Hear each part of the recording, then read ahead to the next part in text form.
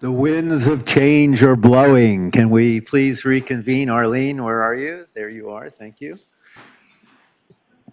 I can personally vouch for those of you who follow my food column that even though the Korean bowl guy and the sushi guy are apparently being renegotiated for the suppliers or whatever they do here, the Peruvian chicken was absolutely amazing. I wish Gabriel Escobar were here to verify that. And the against all odds, the Kung Pao meatballs were actually pretty tasty.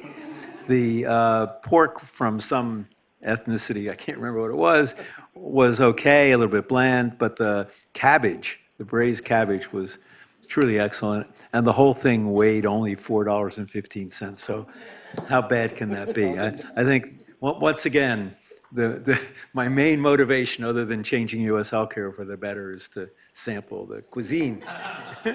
There was a curry dish there, but I didn't try that. Have you tried the curry?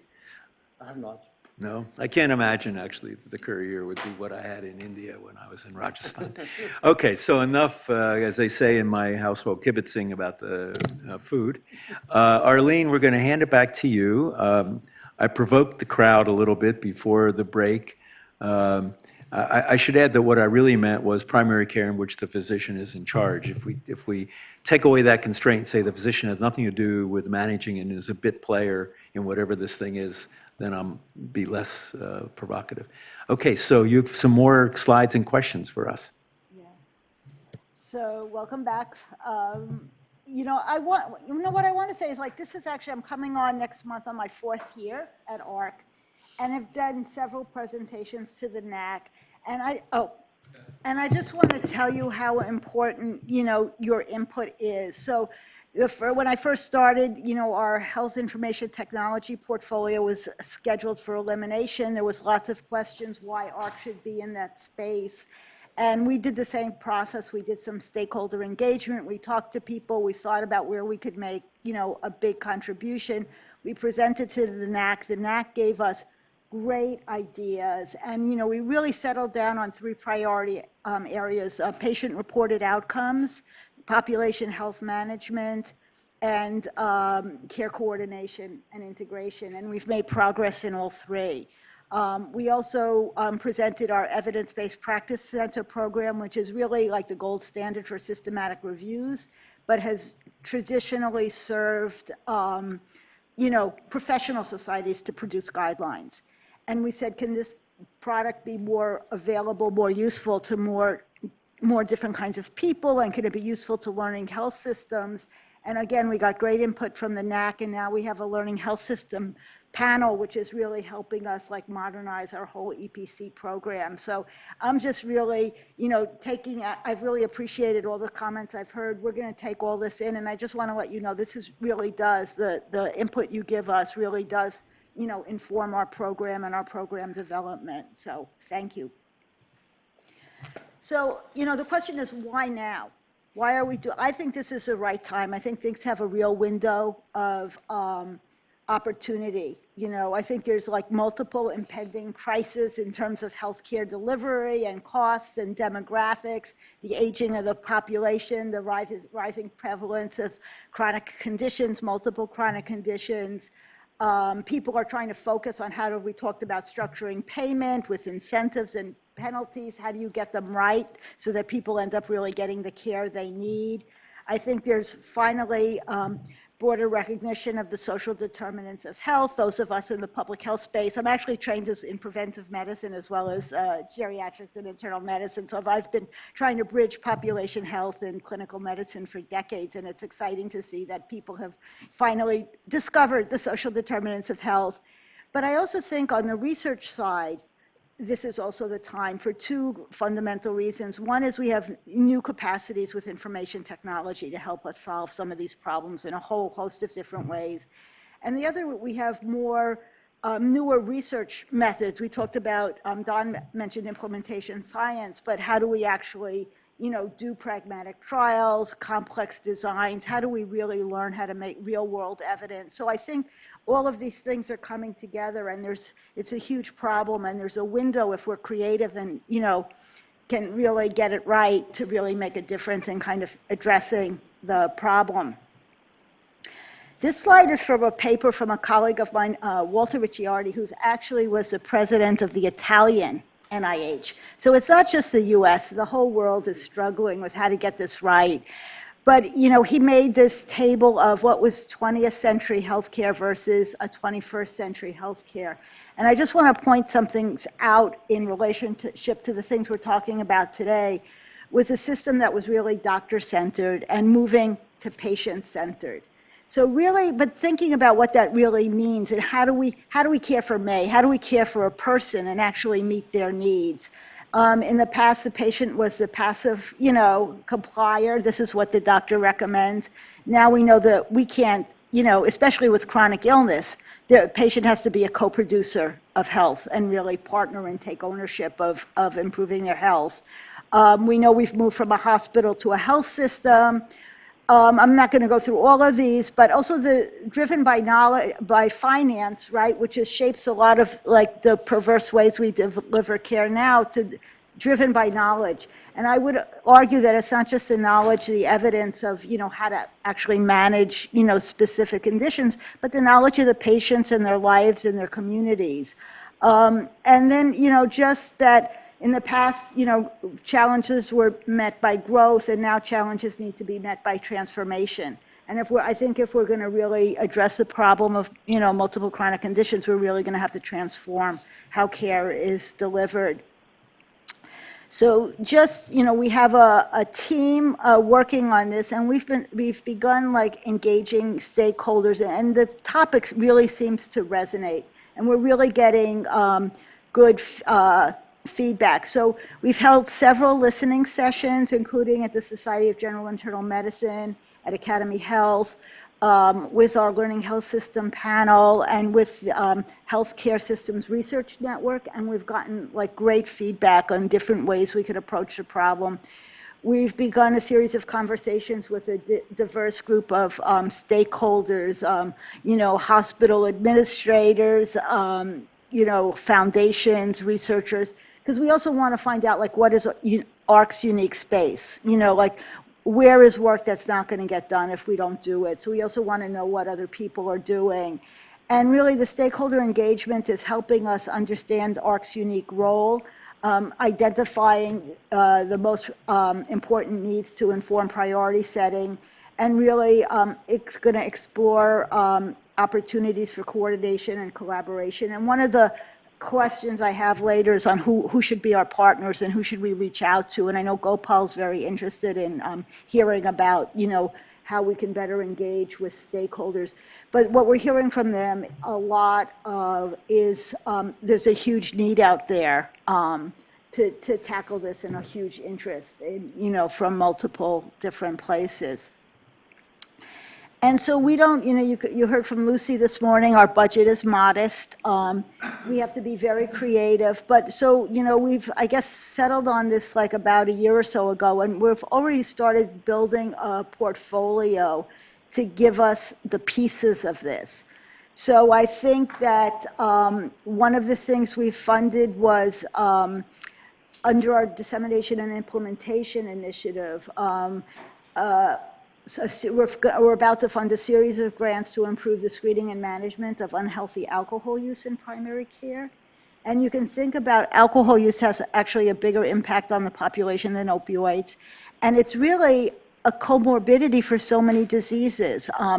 You know, it's hard for doctors in their 15-minute visit to, you know, want to start dealing with this. There's a lot of resistance, but what we've learned actually, we funded Catherine Bradley did the SPARK trial, is that actually doctors, once they realize that the reason they can't make their quality targets for blood pressure or hemoglobin A1C is because their patients are actually drinking too much, get very excited about tackling it. So we have a series of, we're going to fund a series of 6 grants. And what they're doing is at the same time they're doing the implementation of trying to improve, you know, quality around this issue, they're actually doing some really innovative studies about how do you actually integrate, you know, behavioral health and primary care, how do you make this work, you know, what are the models that work to make this successful. We have the Academy for Integrating Behavioral Health into Primary Care, which is been around for quite a while now, but it's an incredible resource, talking about tools that we have that people don't know. So we have, they've developed a playbook for primary care practices on how to manage depression care, and actually in the fall are going to release a new playbook on how to manage opioid abuse in primary care settings. So that should be a valuable resource. And they also have a compendium of resources on the website on, managing opioid addiction. I mentioned earlier, we're working to develop interoperable e-care plans because part of the, challenge in coordination is information sharing. So any system, you need to have a mechanism to get everybody on the same page to actually coordinate care. And then some work we're doing around, so we put that in the bucket of improving care coordination and integration. And then we're trying to also do some projects around improving patient-centeredness. And I mentioned earlier our population health funding announcement. But I think that's going to be really exciting in terms of can you pull this data together and figure out which of your diabetic patients are food insecure and what are the resources in the community to refer them to address that. And then one of the things that it's in the process now of being tested. We had a very successful challenge to develop patient-reported outcomes, and we developed this API. The winner was PRISM, and it's being piloted now in MedStar. So by the fall, we're going to know whether it was useful or not and how it worked. But I think that's really exciting because really collecting quality of life, functional status, that's it. When you have multiple conditions, that's what you care about, is how you're functioning. And to be able to get that information easily and track it is like a really critical piece of being able to improve care for this population. So I told you about the Academy for Integrating Behavioral Health and Primary Care, and I don't expect you to read all this. They developed a lexicon, and I think this also came up in conversation earlier that we all have different language for the same things. So we need to learn how to, communicate, use the right language, and all get on the same page. And then Gopal mentioned this earlier, that this is really a time of disruption in a whole host of ways, in terms of care delivery. And that could be a threat or it could be an opportunity. So it's like while all these things are happening, it might just be the time to really rethink how we organize and deliver care for people who are more complex. So finally, what is AHRQ thinking? So we developed a 5-year, multifaceted, proposal initiative that draws on our AHRQ's unique resources and competencies to really advance the care of multiple chronic conditions. And I can give you kind of overarching, the 3 buckets of what we're thinking. And again, none of this is written in stone, and we would like to hear from you. But the first bucket is to do real-world research to develop, implement, evaluate, scale, and spread innovative approaches to care delivery. And placing the person at the center of care can reduce unnecessary or harmful care, improve health outcomes, increase efficiency, and produce practice-generated evidence to fill knowledge gaps and continually improve care. So how can we do some really innovative research to, look at what's working now, build on that, and get models that are scalable and spreadable.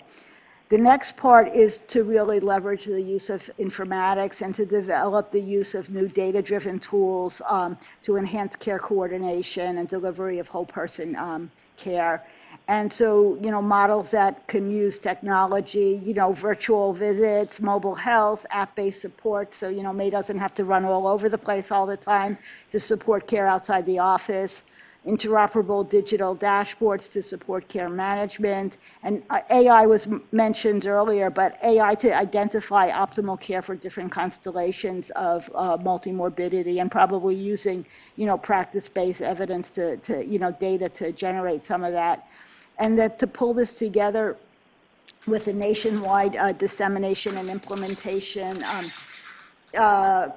using learning collaboratives to support scale up and spread. And there's 2 things here. So right now, earlier, Ginger mentioned our Take Heart that we're rolling out. We're really excited about that because we're really using the CUSP model that was developed, for hospital-acquired infections to do the scale and spread cardiac rehab across the country. And cardiac rehab is a great example. There's tons of evidence. It reduces mortality and recurrent events by 30%.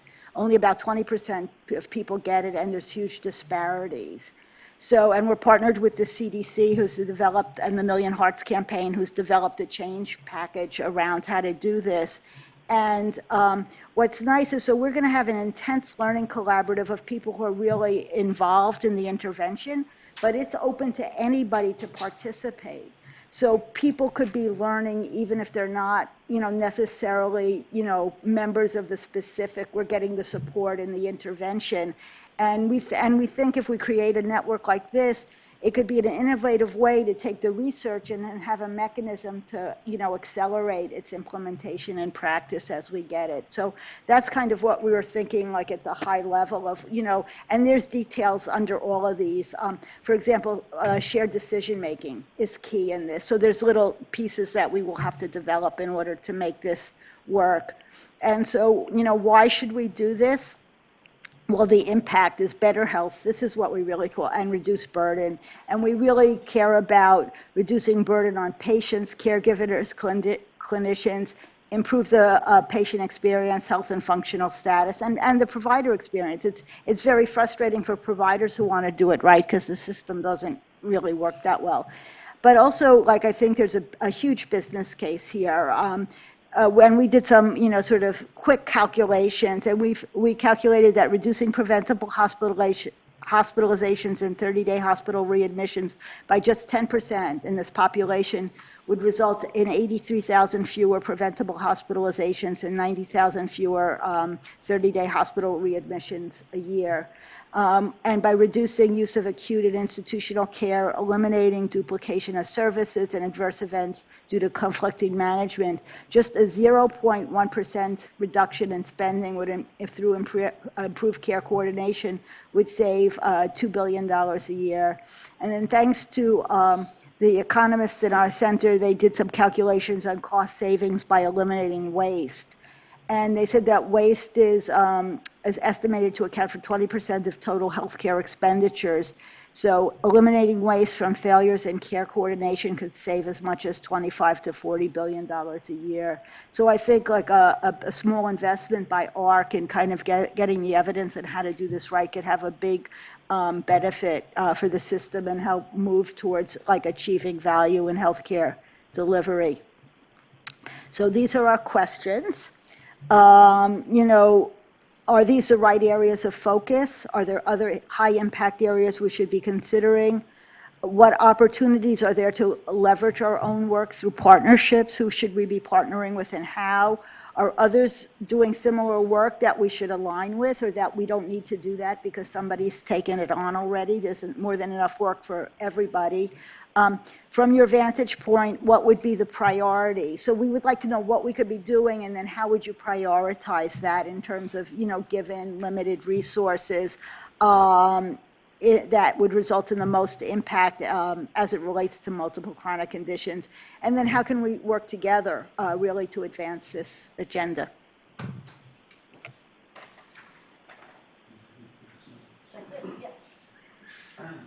So just your questions are there on the slides, and that was a very ambitious and broad agenda.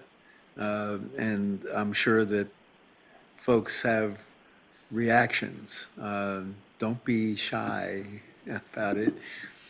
Yeah, so Robin, yes, please. Thank you, I love that.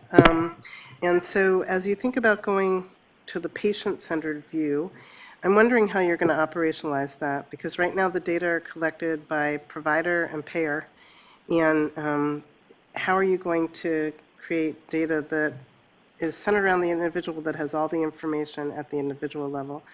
And that may be a research question that you can't answer today, but it seems to me that, we faced the same problem when we were analyzing grants at a particular agency, because we wanted to know the trajectory of the researcher, where we only had the grants and the outcomes for that one agency, you really can't say the full impact of that researchers, the impact of getting funding from other places and so forth. And so you have a limited view unless you have all the data around that person. I think there's two answers to that question. I think one is yes, I think we could really harness data to help us and inform us and make tools and make us easier to like share information and track people and see how they're doing. But I think medicine is about caring, and there's a human touch to it. And we need to figure out how to integrate that one-on-one conversation and understanding somebody, and then bringing all the evidence we have to develop the best possible, kind of care plan for them. Chip, why don't we start with you, and we'll go around this way and then circle back to Karen. Actually, I'd like to start with a question, really, of Arlene. So, I mean, it all makes sense to me in terms of this sort of applied, this big goals, applied research and delivery, and then this sort of being a change agent. So if you were going to try to do this and scale it to where you think it needs to be versus what you're going to have in your resources, because you mentioned modest resources. I just have a question. So how much money would you need if you were really going to do it? Because, with all respect, it's so ambitious, and with the current amount of money, it's just hard to visualize. Not that you won't make incremental progress, but basically you can only do so much. What would it take if you were going to actually do it seriously? So, From so a funding standpoint. funding. So I think, that's the central question, right? I think, and Gopal asked me and keeps encouraging me to think big, so that's why this is big. But I think we can make a lot of progress with like a more modest amount of money, and we've actually mapped this out to specific things we could be doing. So for example, in terms of, we have a mechanism called R18s that, are kind of research and demonstrations to get things work, and then they can get, further disseminated. So we could start people experimenting. A learning collaborative would be a very modest cost, and if we can bring that together, there are places that are getting this, that people could share and accelerate knowledge sharing, and then maybe partner with investigators to get the evidence about it. So I think for $15 million, we could get a small start. What our DREAM initiative is like about $175 million over like 3 years. We can make a huge dent.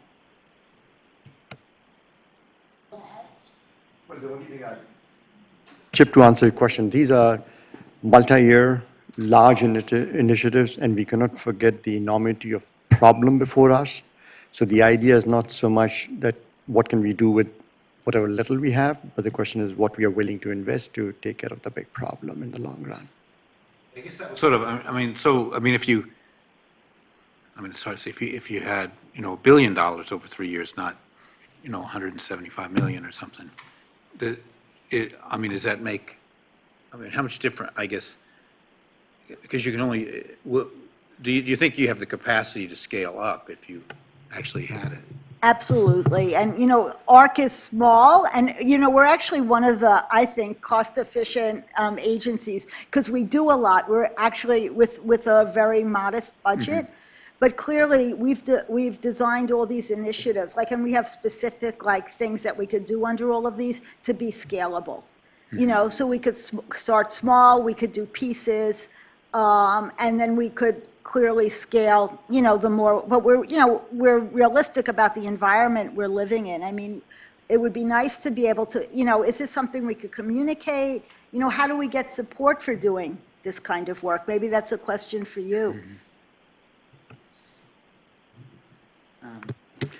So the CMS project that I've alluded to, the innovations work that we've done, is about $32 million. And with that kind of money over 6 years, so we still have 2 years left, we still have real concerns about sustainability of everything that we've put in place. And after, I mean, sometimes you don't work with people that long, you know, in a normal job. And we've been working with these people for a very long time, and they believe in what we're doing. And the exit strategy that we have for them is a really hard thing to deal with. I mean, you know, to think about how to make all of these process improvements sustainable. How are they going to continue to work with HIE? And a lot of these places that we work with in the long-term care area have begun to formalize stakeholder partnerships with hospitals that we didn't have when we started.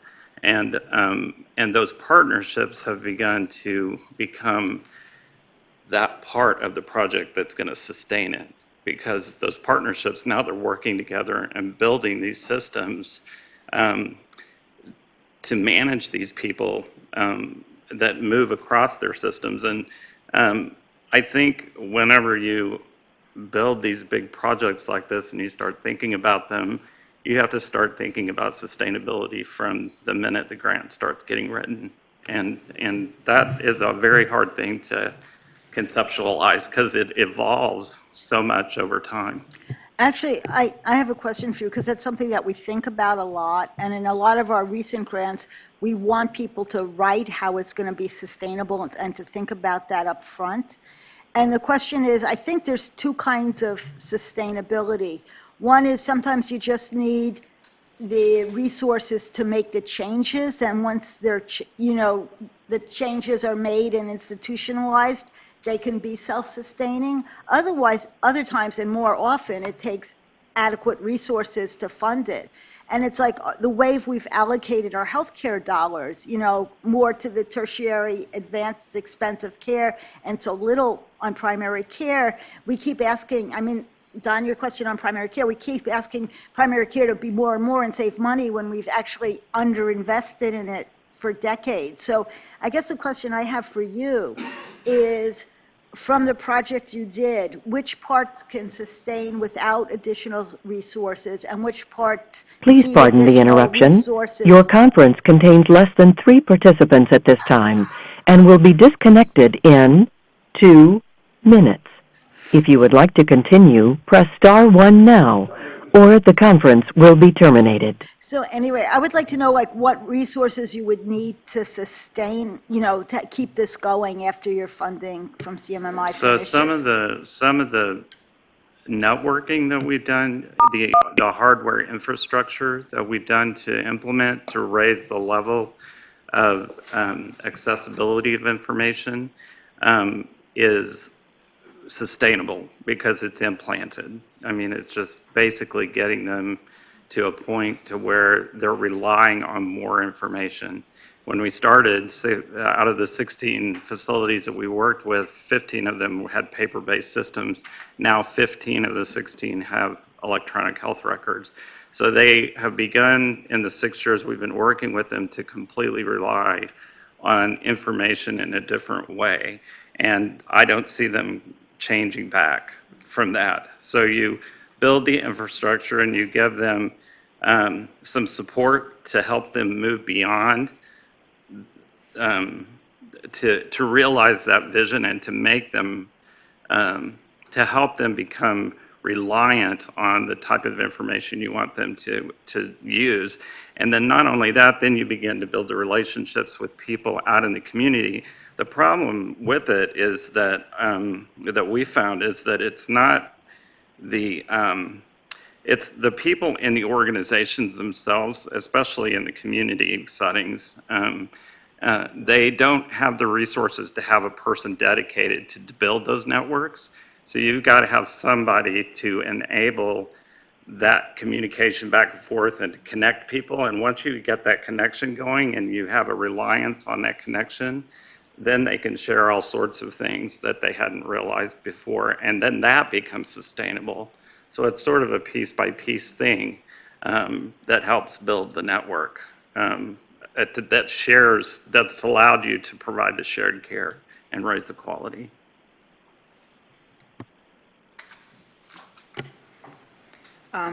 As it relates to partnership or collaboration, I see that there should be a collaboration model at least, if not a partnership with the CDC, as far as they have a lot of data based on our community health needs assessments and the directions our communities are going with their health care and what those different multiple chronic conditions are, because that's how we're building our healthcare plans, is based on the data that we're receiving. The other is the patient-centered collaborative model. To Don's question, how to mix it up a little bit, instead of looking at a traditional model that we've had with primary care physicians being that model, I would challenge to look at us having a whole different model that would be new to our system, and maybe not so much to rural areas, but where we have a model that has nursing taking the lead as that patient-centered coordinating person. And then last is patient-centered home. Joint Commission has been doing certification for patient-centered homes for, well, probably 5 to 10 years now. And so I think they have information, maybe not data, but information that would help build the database for a patient-centered home, and using the knowledge that they've gathered through the years.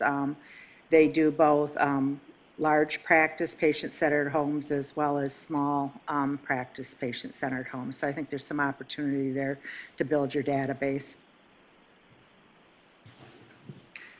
Great. I wanted to address the question that we've been talking about regarding one of the elements, which is again, the patient, caregiver, family-centered area. And I think what we're living through now, what we're seeing is more and more capability, technological capability, to be able to have solutions that not only enable families and caregivers to be able to better manage and communicate and enable communication with different providers, but also not just have it be a unidirectional data flow where, you could imagine, and I think there might even exist some early versions of apps and solutions where you can now increasingly pull data from health systems and be able to have that. So even as we continue to work on the issue of fundamentally changing the health system with all the different sort of components that aren't really well aligned to provide care for people with multiple chronic conditions, we know that right now, and I think this goes back to your point of the families and the caregivers really being the ones that, and the patients themselves that have to coordinate this activity. I could imagine ways that AHRQ could enable and encourage innovation around solutions that help that level of communication, even in the current environment, and because of APIs that are now becoming increasingly required and capable, and other kinds of standard approaches to interact with electronic health record systems and the like, even be able to not just do that separate from the systems that the clinicians are using, but do it jointly, so that you can actually perhaps start to move the innovation and the activity to a more patient-centered model through any number of mechanisms. I'm not exactly sure which is the right one. I mean, it could be a competition, it could be an R18, it could be the learning collaborative, maybe it's all of the above. But a deliberate strategy that takes advantage of the increasing capabilities we have, I think it's timely.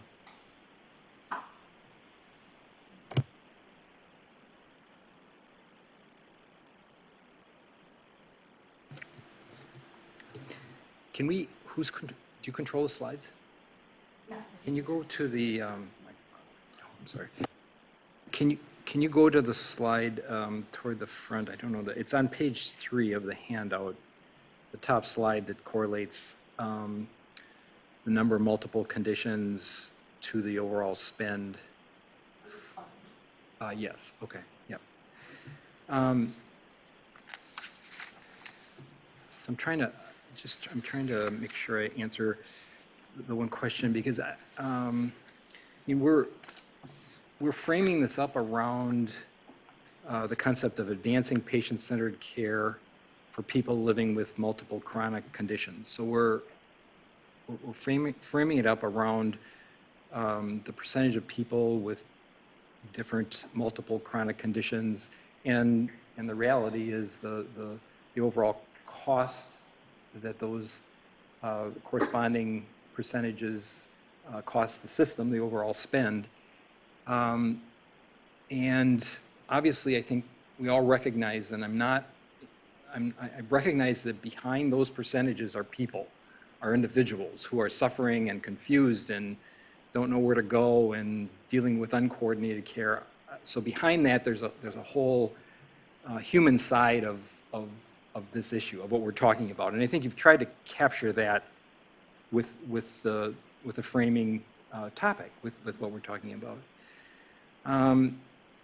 But to me, this slide, understanding the people behind the numbers, describes very clearly the relationship between the conditions of people and the risk that they're at and the corresponding costs to the system. And we have lived, as we talked about, as Skip talked about earlier, we've been in a fee-for-service environment. And as painful as the escalating cost of healthcare has been, and to some degree, as much as we feel ashamed in comparing ourselves to other countries, that fee-for-service system has been the way that we've been paid. And the issue of bundling, the issue of bundling to delivery systems is a specific track. It's putting together orthopedic cases and getting everybody on the same page and charging for that bundle.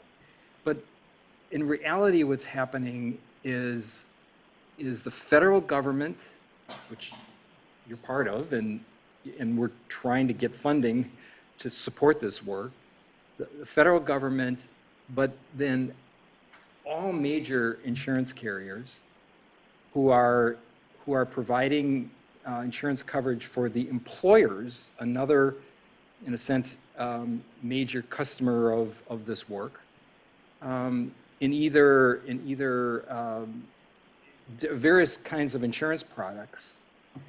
They're wanting those numbers to decrease, and what they're saying to us, in increasing percentage of our work, we have, when I left a couple months ago, we had like 35% of our revenue was coming through what, and this is a bad term, but value-based payments. And it's a bad term because, we don't know what goes behind it, and we're trying to define it, and the industry is trying to wrestle with that. But bottom line is, carriers, CMS, is saying to us, the delivery systems, if you do this, and this, in the case of CMS, if you can provide care for this defined population at a rate that beats the trend in the rest of the country, one construct, then you will have, we will share that benefit with you. And again, all this predicated on knowing that behind all of this are people. So I don't want to lose track of that. There is tremendous activity going on. The world is changing, and there's no going back, and it's evolving. It actually started to change with the Affordable Care Act down this track, and also with the meaningful use legislation that incentivized provider systems to automate, and then ultimately is going to decentivize us from not having automated. And that was clearly thought out to make sure that the delivery system as a whole had tools to evolve. So we're well down the path of evolution. The tools are beyond the incentivized position, and most delivery systems don't have the tool, or have the tools, I should say, the information technology to manage individual patients.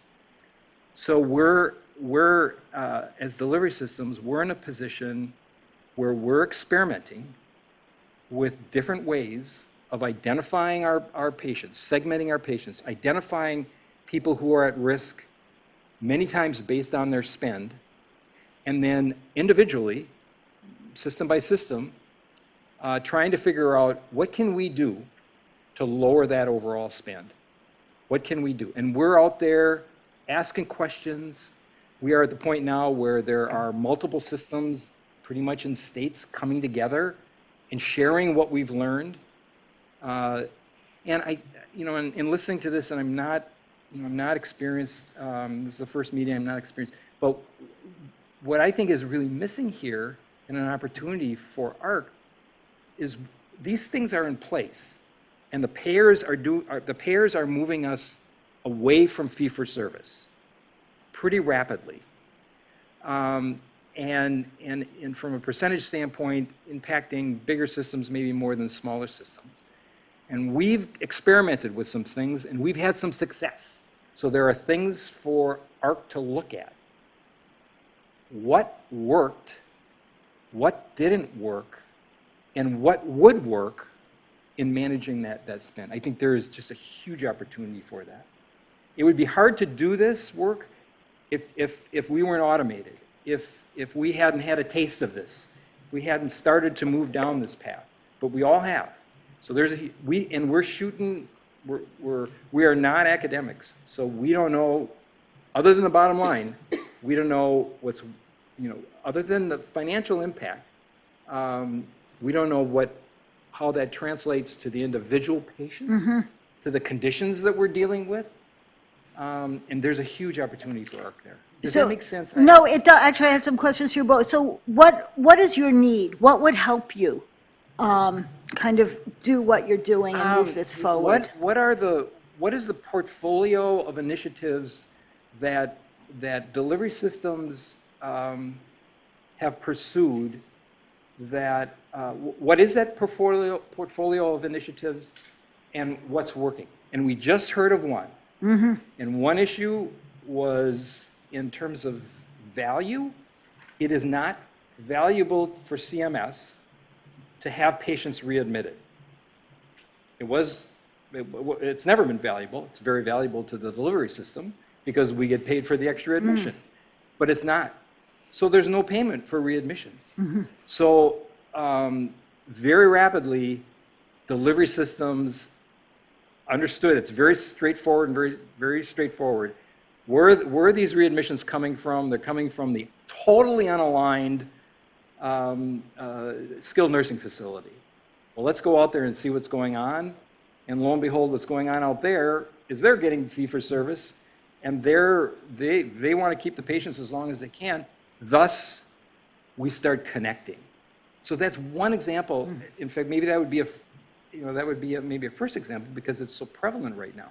But what else is going on? What initiatives like that are occurring? So I'm hearing two things for you. And so just sort of where AHRQ sits in the space, I think Don brought this up before in terms of, we see ourselves almost like as a science partner to CMS, that we could do the research and the rigor to really figure out what works and develop tools that could be generalizable across the system that can be used by some of these programs.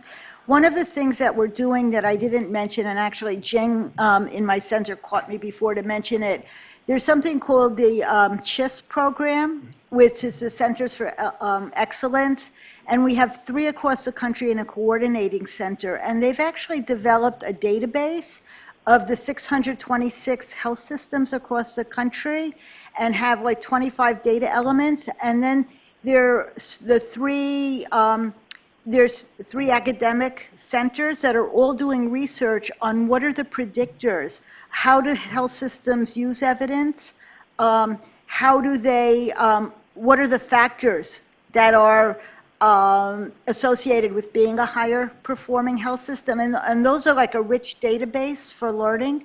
And I'm glad you brought it up because I think what we're going to need is like multi-level interventions, and we need to align these. So we need to intervene in the clinic between the patient and the doctor and make sure the communication is right. We need the practice to have a team to support that. We need the health system to work. So we have to intervene at these multiple levels and figure out how to align these levels. And I think that's a big part of it. And those are the ideas we want from you. And I think the other thing I'm hearing from you is we also need to learn what's working. Actually, that's what brought me into this. I started out, I actually was director of ambulatory care at a big public hospital in New York City that did 500,000 visits a year. And I also directed the primary care internal medicine residency program. And we were told many years ago we had to do quality improvement. We had no clue what that was. And so we kind of, the doctors, we all got together and we talked and we realized, we saw a lot of uninsured people and we all got tired of seeing late stage breast cancer in our patients. And a lot of people were immigrants. They didn't know about prevention. Within 1 year, we got mammogram screening rates that were better than the best HMOs by working with the community, working with a team. We didn't do it in a way that was reproducible, that we could explain what works. And that's what actually got me here. So I think, how can we capture the learning from people like you who are getting it right and incorporate it? I think that's a huge challenge, but I think it's a huge opportunity. So we're swinging around the table. I didn't put my 10 up, but I'm going to go in order because it seems most relevant to what was just said. So I know that behind all of this is a great deal of detail and probably a great deal of clarity. But some issues of clarity have been teed up in my mind. The background for this is that I was the PI on the playbook Better Care for people with complex health needs, which funded by 6 foundations, not by the government. And we've been trying to accumulate all of the models that have been developed to address this population. And I was in charge of the evidence review. And what I can tell you from that experience was that there must be 160 of them. There are a whole lot of them posted. Very few of them had a strong level of evidence, very, very few. And I was extremely liberal by what I meant by strong. Very few had spread beyond the organization that first described them, except for a few like PACE. None of them, if my memory serves, had equity as a focus. So I couldn't tell if black people were dying at home and not being readmitted to the hospital, so the hospital could save a few pennies. Almost none of them were patient-centered in that they had the authentic voice of the people they served. So we couldn't get anything from Premiere or Vizient or Anthem, or getting the for-profit sector to give their stuff was virtually impossible. And that's a 3-year effort. So from that background, this is the question I want to ask, because I don't think I've heard several answers. Is AHRQ going to be the scientific partner for CMS, CMMI demonstration projects? And if so, how long will that evaluation take? So I just got done reading the Strong Start evaluation, which was really terrific by a contractor. 3 years into the project and 6 months after it ended that nobody's paying any attention to. Cost, I don't know, hundreds of millions. It was a very expensive evaluation, very slow and methodical and very, to me, conclusive. It was a really good evaluation. Is that what you have in mind, being a true scientific partner in that way? Do you want to run demonstration projects in which you have some ideas based on your harvesting that you now want to demonstrate, which is something CMMI seems to be doing now? Is that what you want to do? Or is it what you were suggesting, George, which is find out what works? Well, that's opportunistic and then jumps on board. The problem is, as I was describing with the playbook, we don't really know what worked. All we know is that people tried it and claimed it worked in whatever way they looked at it, and they're evolving their stuff so quickly, especially with technology, telehealth, digital health, apps, and so forth, that it's almost impossible to evaluate using the traditional health services research methods.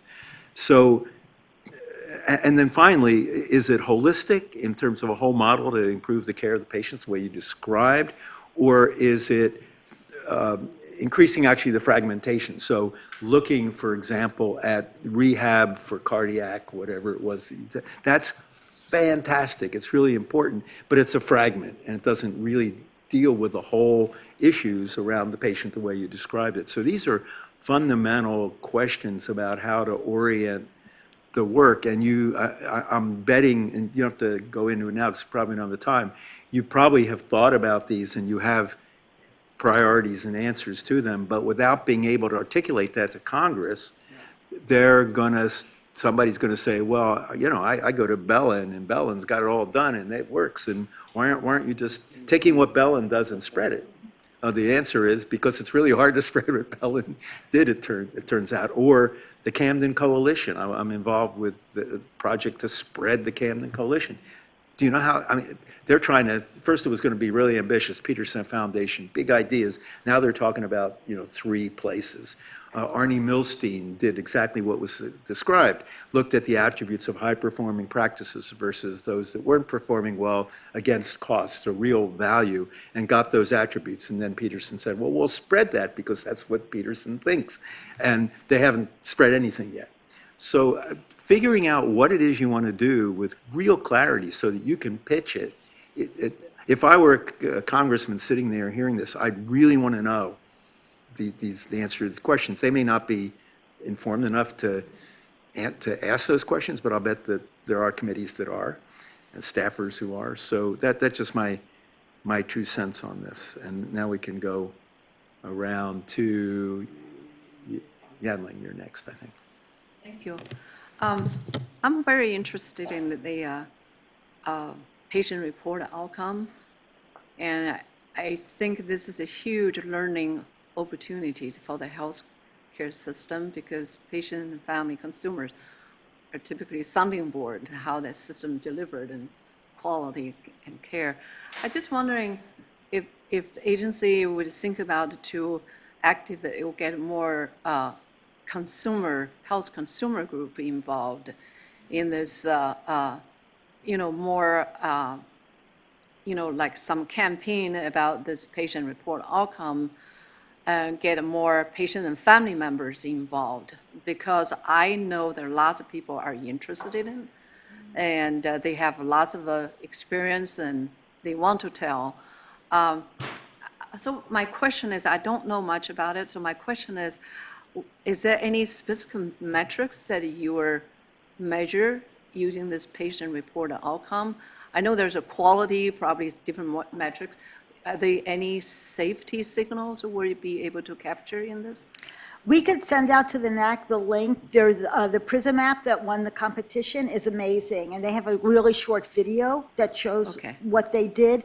There's a tool developed by NIH called Promise, and we started with functional status as a use case, because can you walk, can you do your shopping, can you do the things you want to do is like a key thing for people. But they designed it in a way that you can get other measures in there, so that if there's other things that people want to measure, it's very easy to adapt the app. So we should share that with everybody. But I would love to hear from you, maybe not now, but how we can reach out and partner with and engage consumer groups, because I think that's a great idea. Yeah, I know, the value is a part of the goal, and value, the quality and the safety. Adverse events is not high value, we all recognize it, so I would like to see some signal be able to capture in there. And the other thing is just a side point, because I never done healthcare research, I'm in the basics science. When we submit a proposal to NSF, when we review proposal for NSF, the agency always have a criteria that you have to have a plan, demonstrate that you can disseminate it, your research results. You have to have a plan how you tell the public your results and how that impact. So we score the proposal on that. I wonder if the agency, you do have that too. Yeah, okay, so that's good. So I'm just learning all that.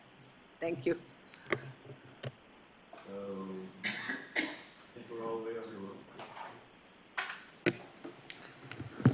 Yeah, mine's going to be short. As a hospital system CEO said to me once, it's like, yeah, we will not get reimbursed for readmission 30 days, but you know what? nobody is stopping us from readmitting on 31st day.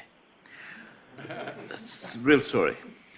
So I think as long as we keep chasing that system, it's not going to yield us a result. Things will just adjust. The healthcare system adjusts itself basically each time, and the business model doesn't change. The costs keep rising overall. So I think we. Could I just add a comment? Yeah. Just tell the person you're talking to that we're closely watching 60 and 90-day readmissions as well. Same thing. I mean, that's the, yeah, that 91, exactly. No, totally. So I think it's not a matter of, again, catching the fish. It's about teaching folks how to fish. And I think when we look at, again, the number of chronic conditions, it's remarkable. I appreciate the work that is going on this area and that you're thinking about.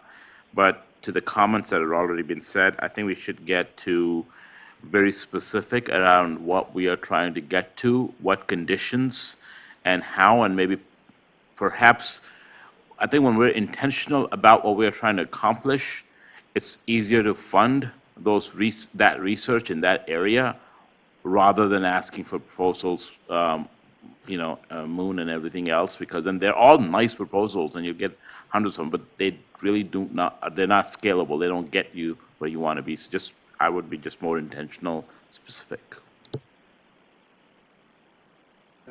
Greg, is your... I just wanted to say that I think the timing is really a good thing for AHRQ right now. If you put the comments, the way that you propose this in the right way. For example, I think that what I've seen happening in some of our larger projects is, and when we're working with a lot of facilities, and especially, and we're working with both hospitals and nursing homes and other assisted living environments that are continuums of care, is that hospitals are getting very smart about who are in the community is providing the best care. So they're reaching out to these people because they know they can provide good care. What's going to happen, I'm afraid, and I'm fearful of this because I'm getting older, is that there is going to be even greater disparity between the continuum of care of people that are providing good care and people that aren't. And if you're not in an area where they provide good care, where there's a facility that provides good care, who are you going to go to? And what's going to happen? Because the people with multiple chronic conditions is not going to go away. It's only going to get worse, I think, because there's older people getting older every day. And so having an awareness of those partnerships and how they're impacting quality and outcomes, given the rurality of things and or even the urban setting, is really important. And the timing of that is really crucial right now, I think. So I don't think we know enough about the infrastructure of long-term care to be able to understand what some of those impacts are going to, what kind of disparities those impacts are going to have. And that may be another area that you'd want to consider. Kathy? So I do think the area of multiple chronic conditions is really important and a right area of focus. But I think if you're going to be scientific partners, we also have to think about how you're going to be communication partners as well. Because as scientists, we don't do a good job of communicating. We put out tons and tons of evidence, but it's not adopted for a variety of reasons. And I do think some of the partnerships that we have to consider are private industry places that do masterful communication. It's beyond just dissemination and implementation research, but it's having a communication partner with the evidence that's generated, the kind of scientific evidence that AHRQ is very good at in putting these data systems together. But how do you get it out in a way that's understandable, that is adoptable, and so that it has the impact? And I think that's been a piece that's missing in terms of communicating the message and the success and the kinds of things that you're doing. And if you're going to make inroads in this kind of very important, very costly area, it's the communication partnership that's got to exist as well, and to have a plan for that. So it's not just great evidence and data and everyone kind of glazes over, but it's being able to get the message out in a way that's understood and adopted. You know, you raise a point that is what Picori really tried to deal with, was how do you translate and disseminate the findings from science so that patients and providers can have a shared decision, which I think is really important. I'm sorry, I didn't see you, Barbara.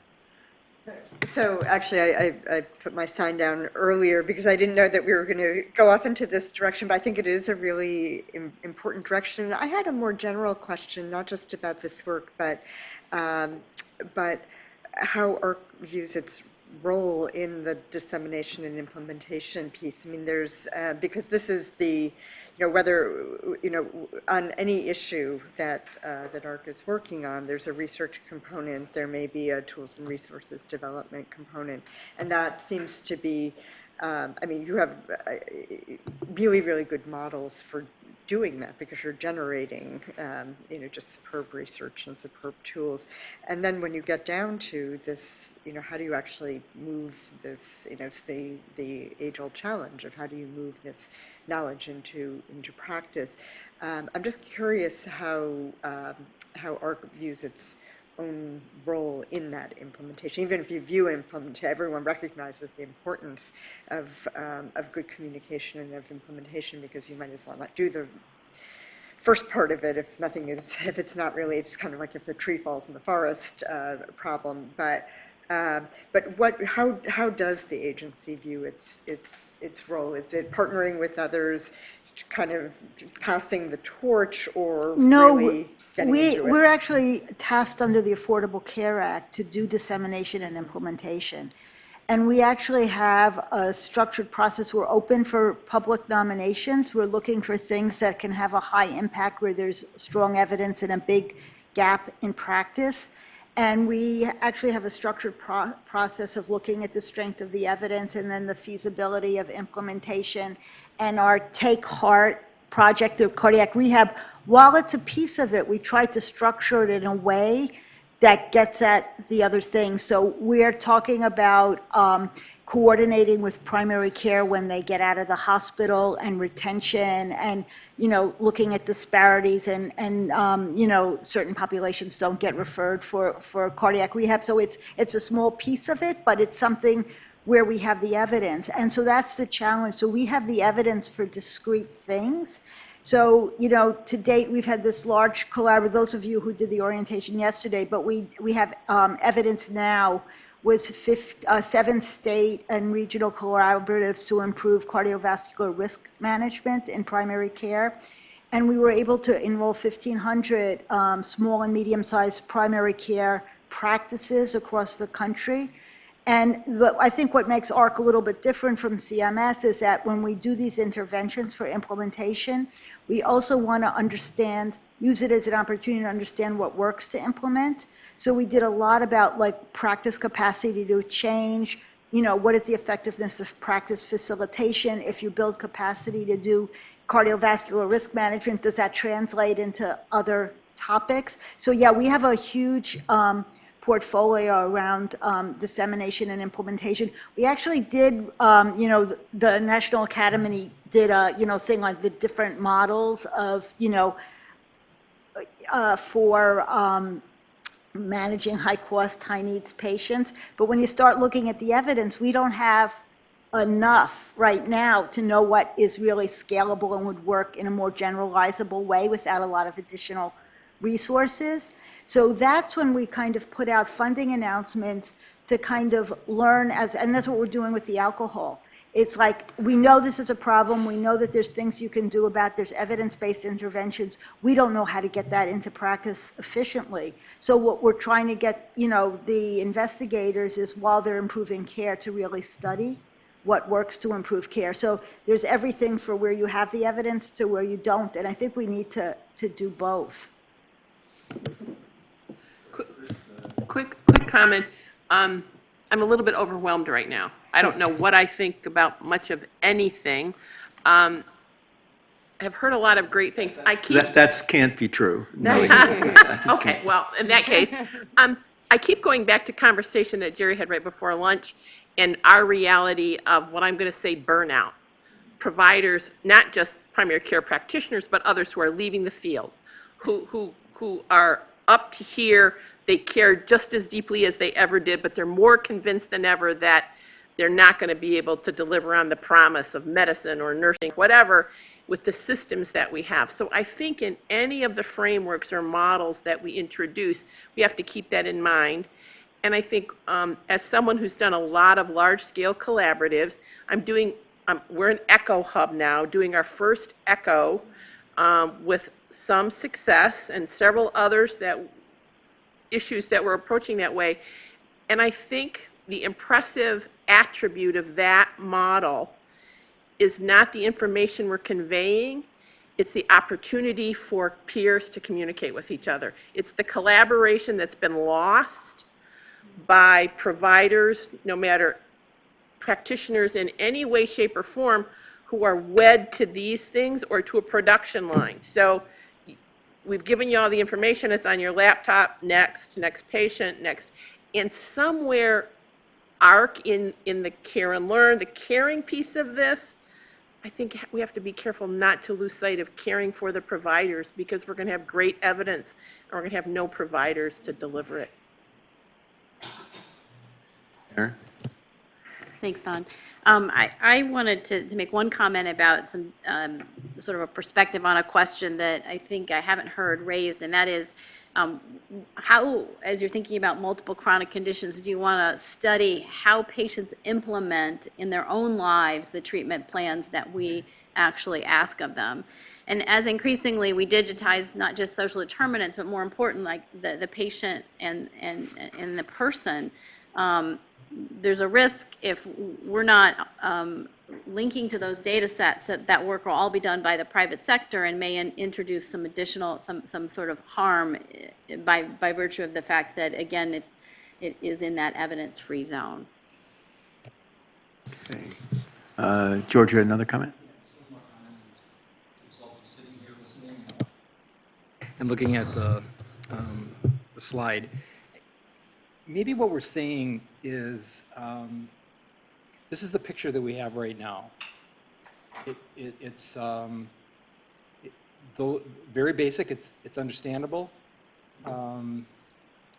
Behind the left column are people, or next to the left column are people, and the left column. Behind the right column are reasons for that spend. There are line items.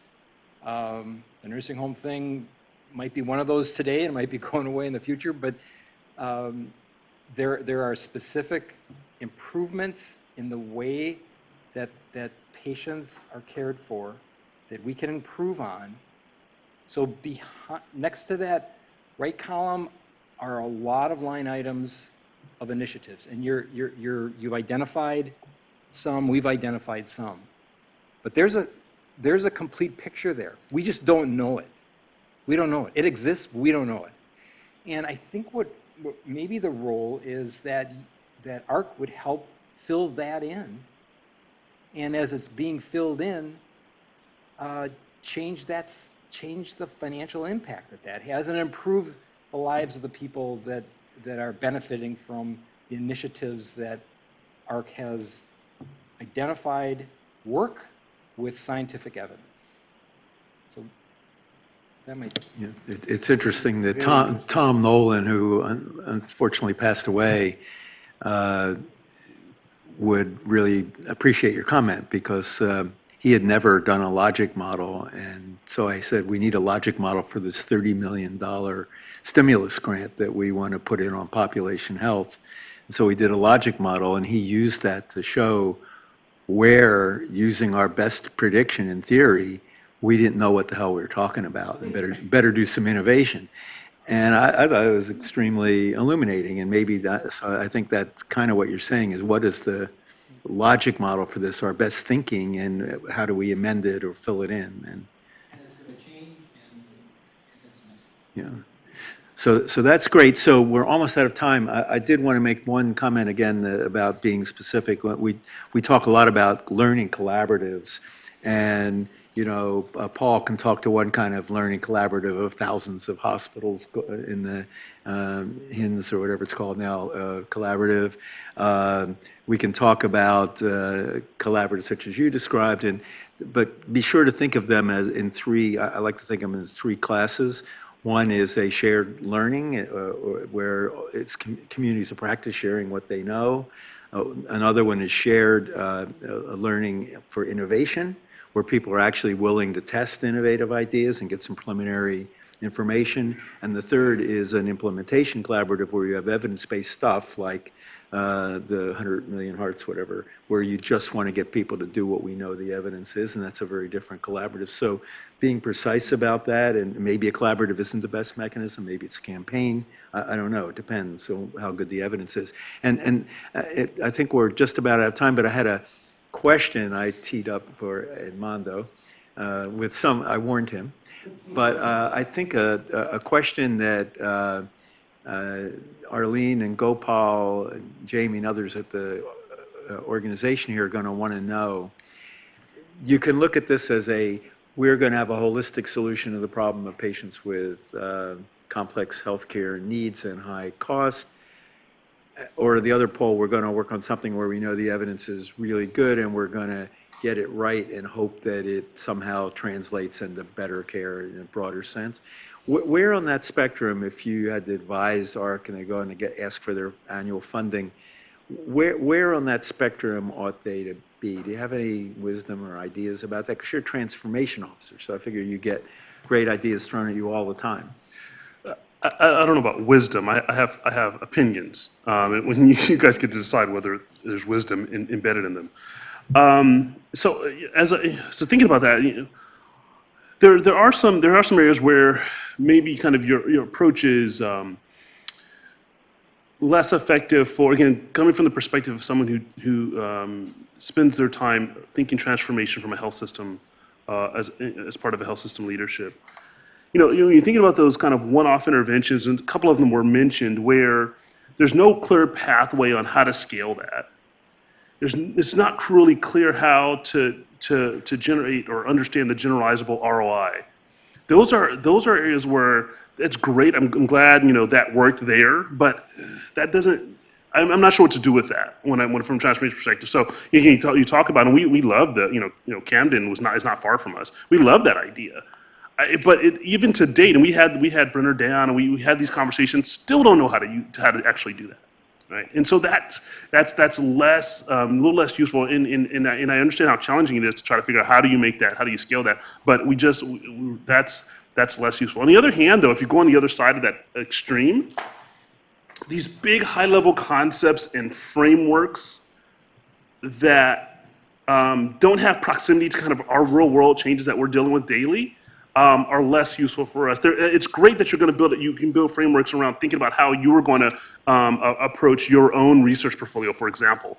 But they're less relevant to kind of what we're doing on a day-to-day basis. If you're not addressing kind of the implications on our own strategic decisions that we deal with on a day-to-day basis, think about all the innovation coming around. Again, we go back to digital, right? If you're not steeped in kind of thinking about digital. M&A, we talked about payment models, provider burnout was mentioned as well, social determinants of health, and how all of that mixes into our day-to-day strategic decisions, and you're kind of on this high level, kind of hard to understand models that I have no proximity to. That's less relevant for us as well. There's some sweet spot in the middle between those that we've got to kind of find where that sweet spot is. And so I actually go back, Arlene, to the JGEM paper. And specific quotes out of that around the care and learn model, where you say, structures in healthcare appear, change, and disappear, is a quote, while the need for that function they serve frequently remains. So structures are changing all the time, and that's what we're dealing with. The need for that function frequently remains. At the same time, though, there's a persistent frustration, not just from observers of healthcare innovation, but also us as kind of leaders in healthcare delivery, a frustration, again, quoting, around the implementation of solutions, you guys quoted solutions, kind of quote unquote, without evidence review to assess their value before implementation or proper evaluation afterwards. That is so critical. One example again is digital, right? It's just rife with that, and you guys are right on that. Right? And we're dealing with that on a day-to-day basis. To me, that's very proximal to what we do every day. And then later on in that paragraph, again, this is under the evidence section. Most needed is evidence around the effectiveness of interventions and delivery approaches as well, right? That best support the implementation best to support their implementation and strategies for health system improvement. So again, the idea here is that we really need that evidence to help us. For me, it's what I call evidence-based management, right? So I know there's evidence-based care. For me, it's evidence-based management. I've got to make strategic decisions every day, right? And so how is what AHRQ is doing allowing me and really supporting me and really driving those decisions, right? And again, going back to some of those concepts around, again, what am I dealing with? I'm dealing with innovation and digital and AI and all those things. Let's not even get into blockchain, by the way. Right, and then M&A and payment models and provider, all those things, that's what's proximal. And if you're not right there with me, then that's where we start to lose each other. Can I ask you a question about that? So do you think that the research model that would best support that is the embedded researcher model, where you embed somebody with research skills, mixed methods, qualitative, especially ethnographic, embed them in the work as part of the team, understanding that may lessen their objectivity? Do you do that kind of thing? I don't need them to be particularly objective, quite frankly. So I'm biased on that because that's exactly what we did, right? So we built something we call the Value Institute, and their role is it's embedded, statisticians and all the skills that you might need, but their job is to be very proximal to what our annual operating plan goals and strategies are, and to drive learning based off of that, right? So biased answer is I think that's a great approach. And although it's not what we're discussing today, there is this K-12 Learning Health System training program that you guys have invested in pretty heavily, which I think is terrific. I don't know what they're all doing and learning, but looking at the pediatrics program, there's an opportunity here for, I think, the agency to say, well, we're actually not interested in a overuse of CT scan in a small department of neurosurgery at the hospital, unless you can show us how embedding that trainee actually leads to solving problems at a greater scale that are, as you were saying, bring in other issues. I remember talking to somebody from a prestigious academic medical center, one of the fellows I'll end up mentoring probably, and it never occurred to this person that there was a whole lot going on in the institution about overuse other than antibiotics, and that there was somebody called a CFO, and people doing data analytics who might be able to put this in context and help sell it in the organization. This never had occurred to her. So setting the framework, as you were saying, as to what we truly mean when we say we're going to train people to do this, or we're going to do a project that embeds people, is kind of critical, I think. Okay, I think that anyone else, I hate to waste 10 minutes without productive input. I've been very, Kathy, please, we haven't heard from you, so please. Okay, thanks. So we've been talking about a whole health focus, and which in the private sector seems to be a strategic realignment. In the VA, in 2010, we moved to the patient-aligned care team model. And in that team is the patient is the center, and we have the family and the caregiver and the provider team, which includes the primary care, the nurses, the clinical associates, and administrative clerk. And they, coordinated the care at the facility, transitional care, and they also work with doing community alignment as well for the patient. So you have that transitional care. But one thing that we found with incorporating best practices and trying to get them implemented and de-implemented for our scale and spread is that you really need incentives. Incentives to get these practices into the field, because change is a barrier. And to get those, you need some incentives.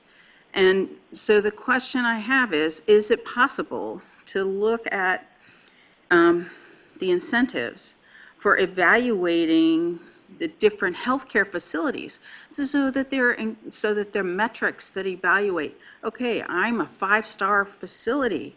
Maybe we need to look at those metrics to say, okay, are you implementing best practices? Is that incorporated into that metric? Are you considering what's your readmission rate?